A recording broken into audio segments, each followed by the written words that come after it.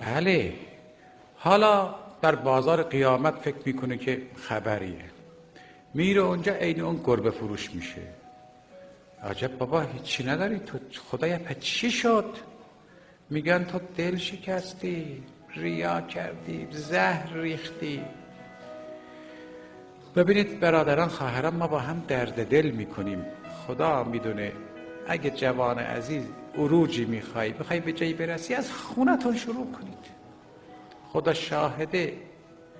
خدا شاهده و کفا بالله شهیدا، اینو با جانم دارم، از خونتون شروع کنید. جوان عزیز، ببین دل خواهرتو شکستی، ما درستش کن. مادر، پدر، دور بر، خدمتگزار، از خونه شروع کنید اصلا. بله، ما خیلی آقا در منزل، حالا یه جوانایی هستن خیلی خوبن، یه جوانایی هستن که محاسن دارن، انگشتر دارن، عطر تیروز هم میزنن گاهی وقتا. بله توجه کردید؟